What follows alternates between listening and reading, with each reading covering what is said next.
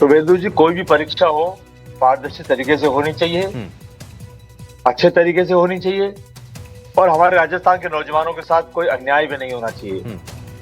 अब तक हिंदुस्तान में, राजस्थान में जितने भी पेपर लीक हुए हैं, कांग्रेस पार्टी उनकी घोर निंदा करती है और सरकार, चाहे वो कांग्रेस की हो, चाहे भारतीय जनता पार्टी की हो, किसी अन्य दल की हो, सिंगल इंजन हो या डबल इंजन हो, और चाहे 56 इंच के हों और चाहे विश्व गुरु की सरकार हो, इतना कहना चाहते हैं, कथनी और करनी में अंतर मत करिए।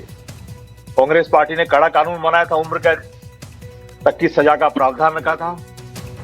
भारतीय जनता पार्टी के नेता, प्रधानमंत्री सहित लगातार विधानसभा चुनाव के दौरान कांग्रेस पार्टी के नेताओं पर पेपर लीक का तमाम आरोप बार बार राजस्थान के नौजवानों के साथ के बीच में लगा रहे थे और 2.5 साल से ऊपर आज राजस्थान में भारतीय जनता पार्टी की सरकार है शुभेंदु जी। लेकिन भारतीय जनता पार्टी की कथनी और करनी में अंतर है। वोट प्राप्ति के लिए तो उन्होंने कांग्रेस पार्टी को उस वक्त विधानसभा चुनाव के दौरान देश के प्रधानमंत्री ने, गृह मंत्री ने, भारतीय जनता पार्टी के तमाम नेताओं ने जुमले फेंक तक करके राजस्थान के लोगों को बरगलाया था। राजकुमार जी, आपने मेरे सवाल का जवाब नहीं दिया, बाकी इधर उधर आपने सब सारे आरोप लगा दिए आपने। मैं पूछ रहा हूं कि ये परीक्षा जो जिस तरीके से हुई है, कोई गड़बड़ी सामने नहीं आई, आप इसको लेकर के कोई श्रेय देना चाहेंगे कि भाई इस बार तो ठीक हो गया, कोई गड़बड़ी नहीं हुई? शुभेंदु जी, जांच होगी तो पता चलेगा।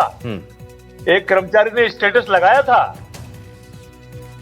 आप जिम्मेदार एनडीटीवी चैनल के एंकर हैं, उस बात को बार बार कोट करिएगा।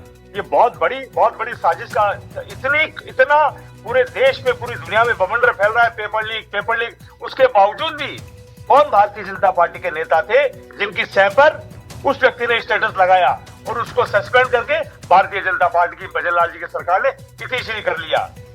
शुभेंदु जी, चिंता का विषय है कि बाबूलाल कटारा, जिसको आरपीएससी का मेंबर हमने बनाया था, जेल हमने डाला था, उस व्यक्ति से जेल के अंदर राजस्थान सरकार के कैबिनेट मंत्री क्यों मिलने गए और 1.5-2 महीने तक मिलने की बात को क्यों छुपाए रखा? बाद में मुख्यमंत्री को कुछ शिकायतें दी और फिर उसके बाद मुख्यमंत्री ने आज दिन तक क्या कार्रवाई की?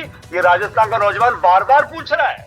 वही कैबिनेट मंत्री कांग्रेस शासनकाल में बार बार आरोप लगाते थे, वही कैबिनेट मंत्री वर्तमान सरकार पर बार बार आरोप लगाते थे और भारतीय जनता पार्टी ने उनको दिल्ली तलब किया और चुप रहने का आदेश दिया। राजस्थान का नौजवान पूछ रहा है कि जिस व्यक्ति ने स्टेटस लगाया था उसके पीछे कौन था, और जब इसका खुलासा होगा, ये घपला हुआ नहीं, इस पर जरा जवाब ले लेते हैं, चेतन जी।